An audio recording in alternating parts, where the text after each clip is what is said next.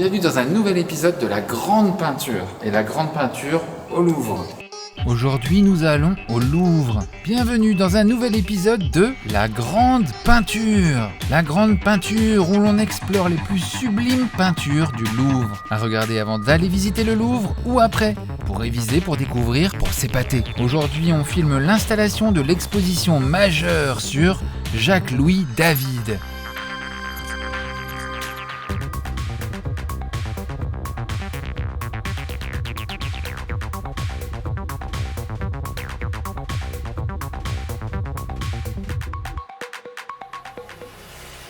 Le peintre de la Révolution française et du Premier Empire. On connaît toutes et tous ces tableaux parce qu'ils parsèment nos livres d'histoire de France. Le serment du jeu de paume en 1789, c'est David. Le tableau de Marat assassiné, c'est David. Le sacre de Napoléon, c'est encore David. Le peintre a connu l'Ancien Régime et son anéantissement, la ferveur de la terreur, l'avènement de Bonaparte. Jacques-Louis David est le directeur artistique de la Première République et dessine ses costumes officiels. Et surtout, on passe du temps avec son portrait de Juliette Récamier tout juste rénové qui a donné son nom à un type de meuble. On est à la fin de l'accrochage, des semaines, des mois, des années de travail sont en train de prendre vie sous les yeux des commissaires de l'exposition, Sébastien Allard, Aude Gobet et Côme Fabre. Tous les cadres ne sont pas encore accrochés, les dessins sont encore cachés sous du papier craft, les lumières sont tout juste en train d'être réglées. Donc si vous entendez des bip bip bip bip bip ou des c'est normal, on est au cœur de l'action. Combien de tableaux dans l'exposition, à peu près ? On a 100 œuvres exactement. Oui, on est comme David, on est super précis. Soudain, sous nos yeux, la merveilleuse Juliette Récamier glisse dans les couloirs du Louvre. Juliette Récamier, c'est la belle des belles de la période du Directoire. Histoire de restauration, c'est ça ? Oui, il était couvert de vernis jaune. Alors on a retrouvé la qualité des blancs et on a retrouvé la vibration et l'intensité du fond là, qui est peint avec ces espèces de petites touches et avec les ombres. On a retrouvé d'une certaine manière un peu la vie. En 1800, Juliette Récamier a 22 ans. La Révolution est finie, Bonaparte vient d'être acclamé premier consul de la République. Le salon littéraire de Juliette Récamier est le terrain neutre où se croise la fine fleur de la société française. Elle commande à David ce portrait, un format imposant, 1m74 sur 2m44. Le portrait est d'une simplicité déconcertante. Juliette Récamier est allongée, dos au spectateur, sur une méridienne. Ça c'est vraiment original en longueur. Sur cette chaise qui devient le Récamier. C'est assez génial. Autour d'elle, rien, ou presque. Un accessoire, un repose-pied et puis une lampe à l'antique. Un repose-pied et une lampe étrusque même pas allumée. Sa toilette est mesurée, une robe unie, blanche, sans motif et sans ornement. Pas de manches, pas de bijoux, pas de chaussures. Et ça, pour un portrait, c'est du jamais vu. Regarde, on lève. 1, 2, 3.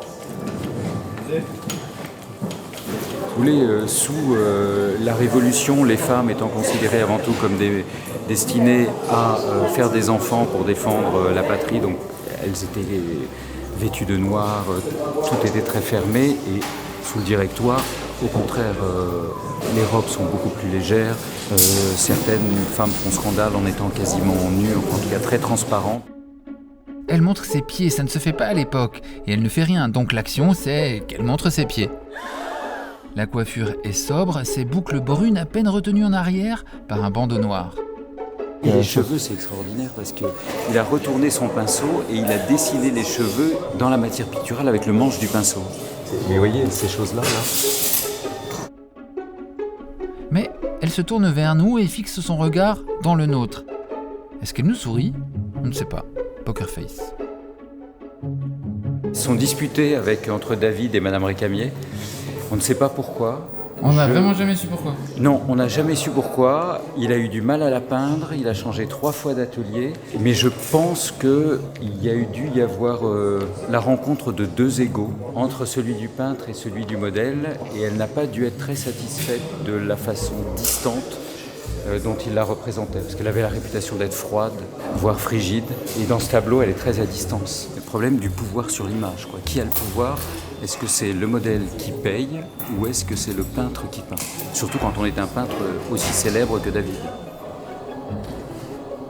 Elle n'a jamais reçu le tableau, c'est ça au final? Elle n'a jamais reçu le tableau. Le peintre lui a écrit « Les femmes ont leurs caprices, les peintres aussi, je garderai le tableau ».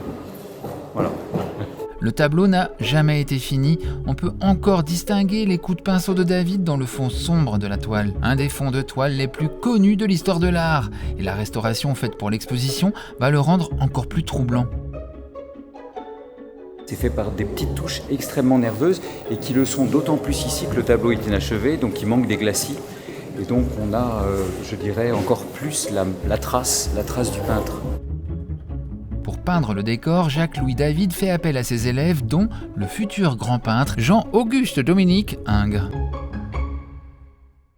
Et d'ailleurs, dans la grande odalisque, Ingres reprend la pose de Madame Récamier en la déshabillant, parce que l'odalisque est nue. A noter que David a pour élève toute une génération de femmes peintres. Marie-Denise Villers, Marie-Anne Pauls-Lavoisier, qui est aussi scientifique, Angélique Monger, Marie Cunégonde Huin, Marie-Élisabeth et Marie-Guillemine Laville-Leroux, elles sont sœurs. Alors il est rapporté que souvent elles étudient dans une salle séparée des hommes. Un peu bas. C'est pas mal là, Romain, vous êtes 170. Vous êtes rendu à 170 Et demi, ouais. Eh ben voilà, faites ça.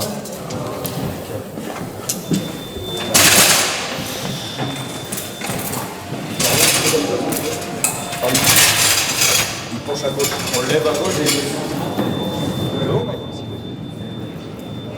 À moins que ce soit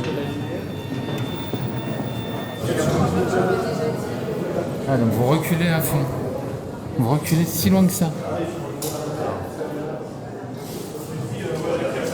Madame de Verninac, le visage est très bas et ça l'alourdit un peu. Donc l'idée est de monter de 2 ou 3 cm Madame de Verninac pour tricher un petit peu, pour rééquilibrer le rapport de hauteur des visages dans les différents portraits. Vous êtes comme le grand couturier qui change d'1 millimètre Oui, au moment voilà, des c'est ça. fittings. Ça se joue à quelques millimètres, quelques centimètres suivant la taille des tableaux.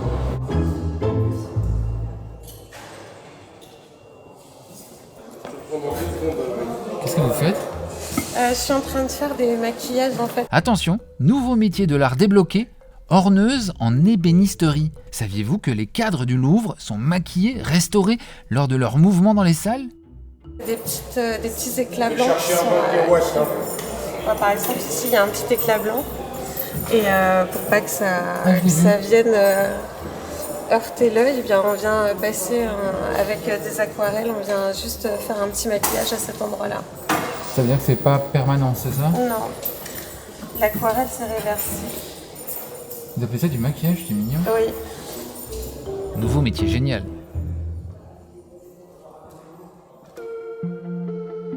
À côté du portrait de Madame Récamier, celui d'Henriette de Verminac, la sœur du peintre Eugène Delacroix. Aude Gobet et Sébastien Allard prennent soin, ont le sens du millimètre qui rendra la scénographie saisissante et permettra aux visiteurs de comprendre les enjeux esthétiques de ces tableaux. Ces deux peintures font partie des rares commandes de portraits que prend David à l'époque. Après les bouleversements de la Révolution, il expose ici même, au Louvre, en décembre 1799, sa toile monumentale « Les Sabines ». Enfin, que dis-je ? Les Sabines, On est en plein dans l'allégorie, la peinture d'histoire, la morale, les grands gestes, les grandes épées, les drapés antiques. Les hommes sont nus, les femmes sont habillées. Et bien sûr au centre, les fesses presque carrées de Romulus. Les fesses de Romulus sont décrites comme les plus belles fesses de l'histoire de l'art. Je l'ai pensé. Si vous regardez les Sabines, elles ne sont pas tout à fait symétriques. Il y a un chaos où tout est réglé. Ils sont en train de baisser les armes, de baisser les piques parce qu'ils arrêtent les combats. Et on a, ce qui a beaucoup choqué à l'époque, les femmes habillées et les hommes nus. Pourquoi ça choque ? À l'époque, c'était plutôt l'inverse. Et puis, on disait, mais on combattait pas nus, etc. etc. Donc, ce que je pense qu'a voulu montrer David par cette nudité masculine opposée aux femmes habillées, c'est que l'héroïsme est associé à la nudité et que là, les deux seuls combattants, Romulus et Tatius, donc le père d'Ercili, sont en train de se battre, mais un combat qui n'a plus de sens. Ils sont simplement en train de se regarder eux-mêmes leur propre beauté. Donc la raison du combat n'est plus la vertu, mais l'amour-propre. C'est une œuvre qui appelle à la pacification, au retour à l'ordre. Elle est surtout un triomphe artistique pour David qui lui permet de s'extraire d'une situation extrêmement périlleuse. 1799, Jacques-Louis David a connu la reconnaissance professionnelle, mais son engagement sans réserve auprès des députés jacobins, son statut de peintre de la Révolution, l'ont rendu vulnérable. Au lendemain de la chute de son grand ami Robespierre en juillet 1794, le puissant artiste se retrouve désigné comme un traître. Il a eu chaud au cou.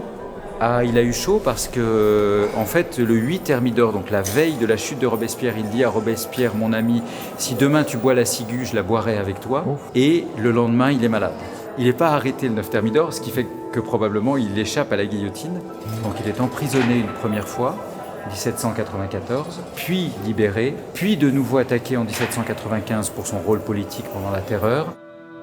Des années de travail et de victoire sur le monde académique sont éclipsées, non pas à cause d'une mauvaise toile, mais par ses convictions révolutionnaires. Il est donc tombé, et après, le problème pour lui, c'est de remonter. Et il remonte avec Madame Récamier, avec un certain nombre de portraits et les Sabines. Surtout que cette première gloire, celle qui le place au sommet, n'a pas du tout été évidente à atteindre. Les débuts difficiles.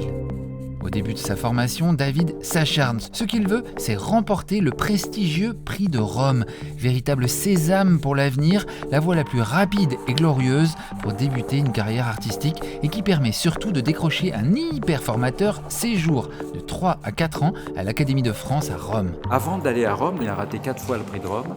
Il se présente pour la première fois en 1770. Échec, la technique de toute la promotion est jugée trop faible. Personne ne gagne. L'année d'après, David est à ça de réussir. Son « Le combat de Minerve contre Mars » atteint la 2e place, mais il s'incline face à son rival Joseph Benoît Suvet. En 1772, le prix lui échappe à nouveau. Il se contente d'une frustrante 2e place. C'en est trop pour l'ego de David. Quoi ? Un peintre avec un ego ? D'ailleurs, il a fait une tentative de suicide. Il entame carrément une grève de la faim face à ce qu'il trouve être de l'injustice. La 5e tentative sera la bonne avec ce trait raide « Érasistrate découvrant la cause de la maladie d'Antiochus ». David décroche le prix de Rome en 1774 et part dans la foulée pour la ville éternelle. Où il a très mal vécu son séjour. Il a été... Parce que oui, ce Il a qu'il faut mal voir, mangé. c'est... Alors il a mal mangé, il a mal dormi, il a mal vécu, il allait vraiment pas bien. Donc le directeur de l'Académie de France a dit non, il faut qu'il prenne l'air. Donc on l'a envoyé à Naples où là il a vu l'Antique, il a vu Pompéi, enfin les premières fouilles de Pompéi, il a vu aussi les peintres caravagesques. Et après cette phase-là, ça allait mieux. Il est rentré à Paris très vite pour faire carrière, pour devenir académicien très très vite.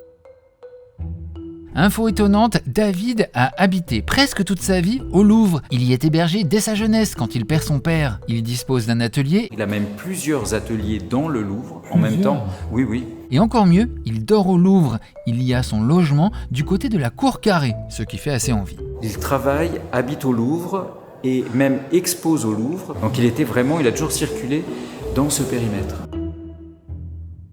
Et une fois qu'il est devenu académicien, il a dit, je retourne à Rome. Donc il est retourné à Rome, et ce 2e voyage à Rome, pour y peindre le Serment des Horaces. Le Serment des Horaces. Le Serment des Horaces est une toile gigantesque de 3,30 m de haut sur 4,25 m de large. Elle représente un épisode légendaire, le serment des champions de Rome, les Horaces, avant leur combat contre les champions de la cité ennemie. Ça fait l'effet d'une bombe. C'est considéré comme le tableau le plus moderne de l'époque, dans son espèce de radicalité, dans son rapport sans concession à l'antique, dans une architecture qui n'est plus du tout décorative, qui joue simplement sur la pierre et la brique. Au milieu de la toile, le père Horace, qui tient dans ses mains 3 épées. Il a l'air soucieux, concentré, son regard se tourne vers le ciel. Il est en train de prendre les dieux à témoin, c'est un moment solennel. Face à lui, ses 3 fils, les 3 frères Horace. Horace, Horace et Horace, avec leur papa Horace. Ce sont les Horaces. Ils tendent leurs bras pour lui prêter serment de défendre la cité romaine de leur vie. Ils sont prêts pour la bataille, armure en place, casque sur la tête, lance à la main. Ils s'enlacent et ne forment plus qu'une seule masse, la force militaire de la ville de Rome. Ils fixent les épées, ils sont déterminés. 3 arches, 3 frères, 3 épées. À l'opposé du tableau, 3 femmes éplorées, un bébé et un enfant. Ce sont les épouses des frères et leur mère. Leurs silhouettes sont tombantes, impuissantes et leurs yeux clos, aveugles sur ce que l'avenir réserve à leurs maris et fils. Seul le tout jeune garçon ose contempler le serment. Il représente la prochaine génération. Le dallage au sol est dans le b.a.-ba de la perspective dans un tableau. Heureusement qu'il y a cette lance qui contredit un peu l'équilibre trop calculé. Vous voyez, quand je vous disais c'est radical, on a un trou, des figures, un trou, des figures, un trou. Que pour l'époque, ça manquait d'animation, si je puis dire. Ce qui intéresse beaucoup David, c'est l'impact du tableau sur le spectateur. C'est-à-dire que c'est une époque où il n'y a pas de cinéma, il n'y a pas de photographie, il y a du théâtre et de la peinture. Et ça doit avoir un effet sur le spectateur parce que le but de sa peinture, c'est pas la peinture pour elle-même. C'est le message qui va être porté, et que donc la peinture est son instrument pour changer le monde. Voilà, c'est ambitieux. On est en 1786, la célébrité est assurée pour Jacques-Louis David qui devient le régénérateur de l'école française. Il va passer d'un serment à l'autre, du serment des Horaces au serment du jeu de paume.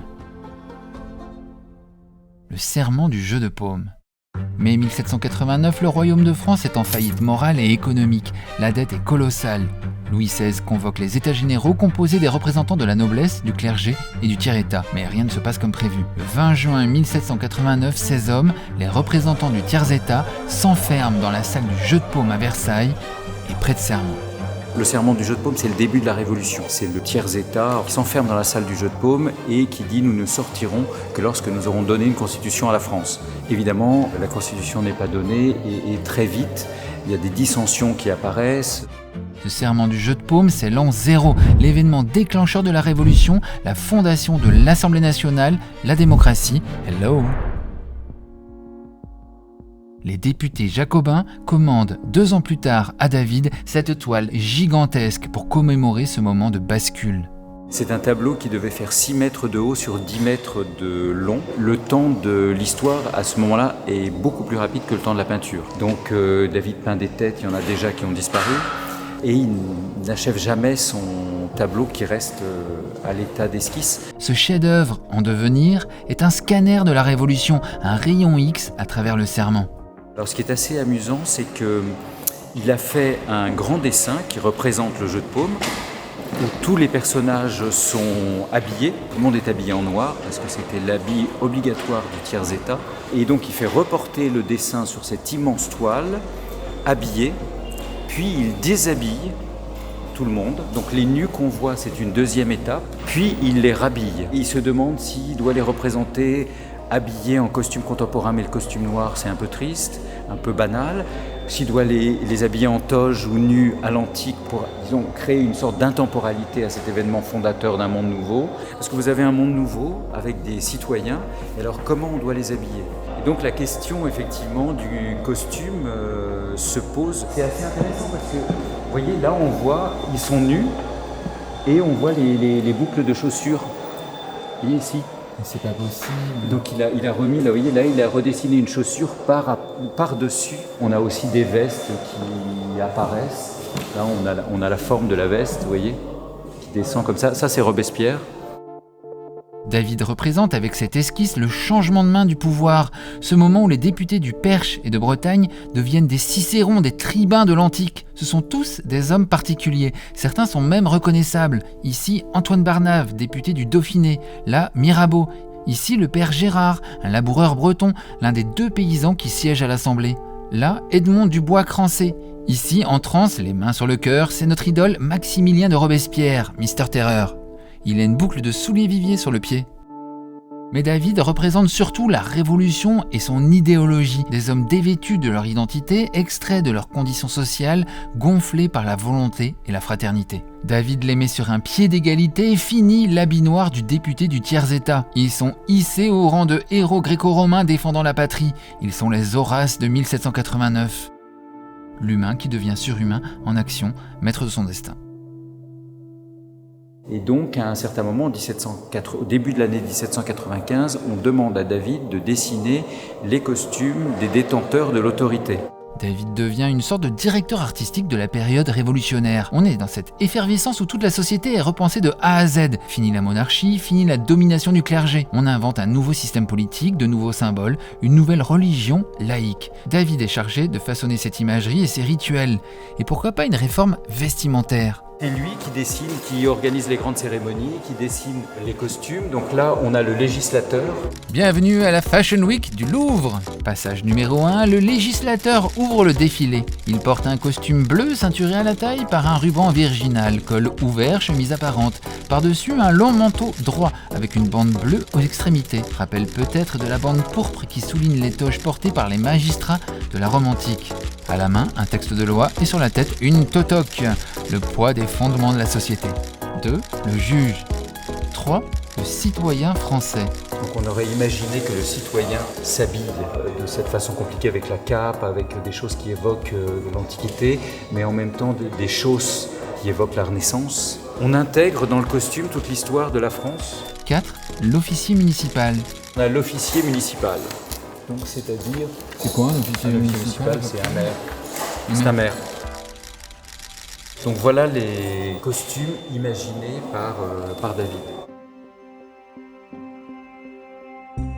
Louis XVI est jugé coupable de trahison et exécuté le 21 janvier 1793. La Convention va redoubler d'efforts pour instituer un nouveau récit collectif.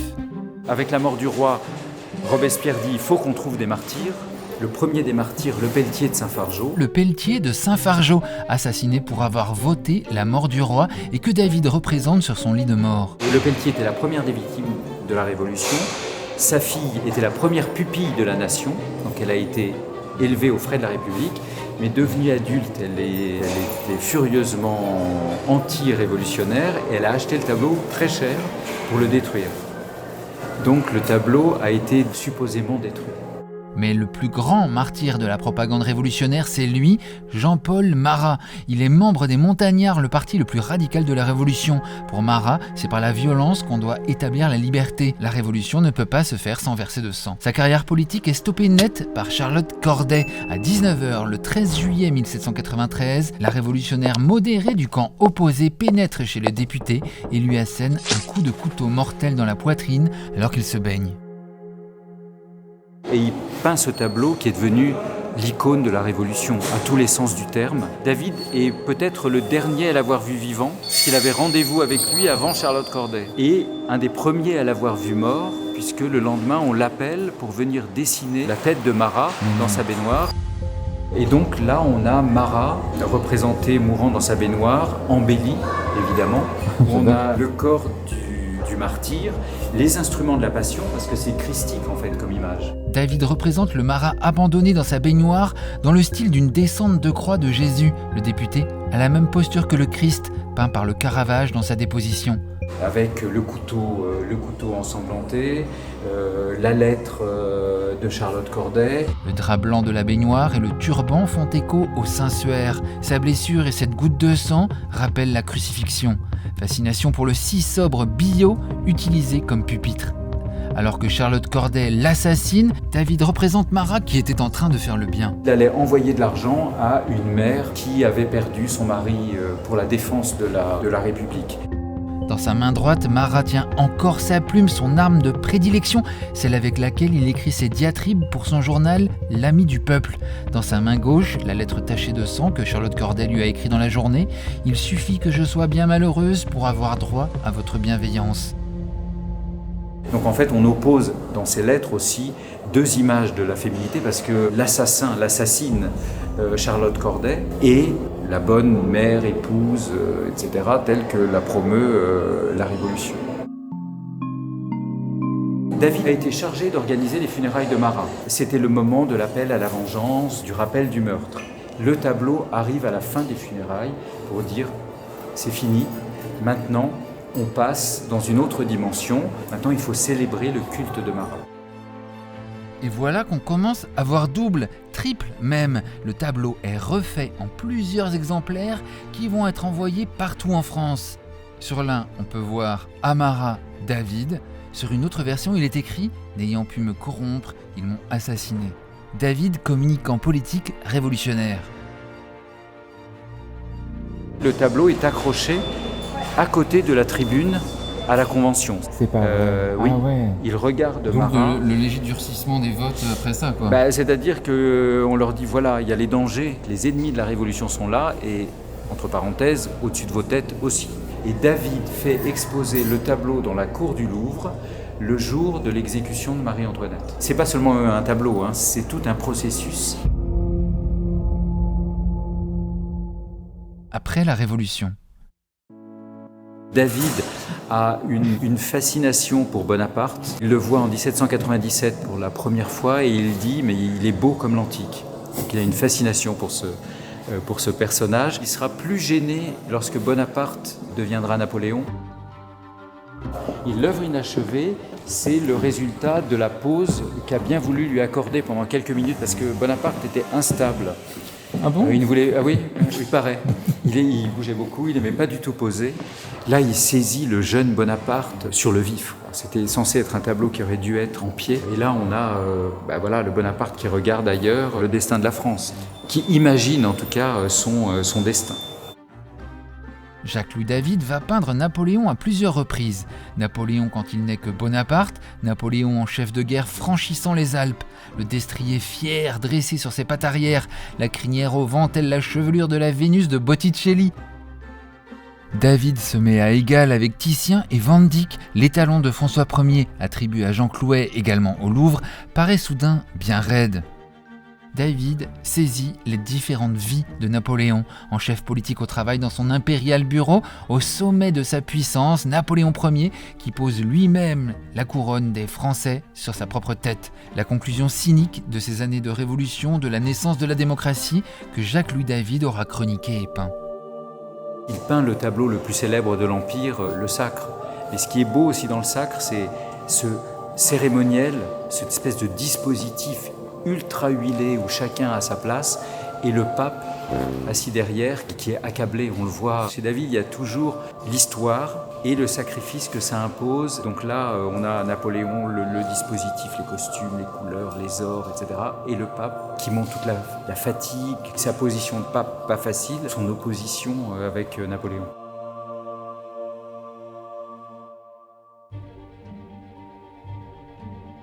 On a l'impression que David, c'est un monument. Ce sont des générations qui ont vu tout à coup un monde nouveau s'ouvrir, la volonté d'y participer, mais sans savoir où ça allait aller. David a une longue carrière, est un personnage très complexe, qu'on a du mal à saisir bien souvent, et j'ai essayé de donner de la continuité et de voir, de découvrir qu'à la fin, c'est quelqu'un qui ne lâche rien, qui tombe 2 fois, qui remonte, comment il remonte, qui essaye de comprendre comment le portrait s'articule avec la peinture d'histoire, comment on mêle le réalisme et l'idéal, des polarités qui sont à l'origine du monde moderne. Et en quoi c'est un peintre moderne et un peintre donc qui nous parle encore aujourd'hui. Voilà, c'était les David du Louvre. Merci Sébastien Allard pour la visite. Foncez au Louvre pour les voir et les revoir, les admirer de près, vous perdre dans tous les détails de la grande peinture de Jacques-Louis David. Si vous ne pouvez pas venir à Paris ou si vous voyez cette vidéo trop tard, rassurez-vous, il y a le catalogue. Le catalogue est incroyable. C'est extrêmement lisible, extrêmement passionnant, extrêmement satisfaisant. Achetez-vous le catalogue. Abonnez-vous à la chaîne pour tout voir de la mode et des visites de musées aussi. Commentez David a eu chaud au cou si vous êtes arrivé jusque là et dites-nous quel est le tableau de David que vous préférez et que vous afficherez sur votre mood board.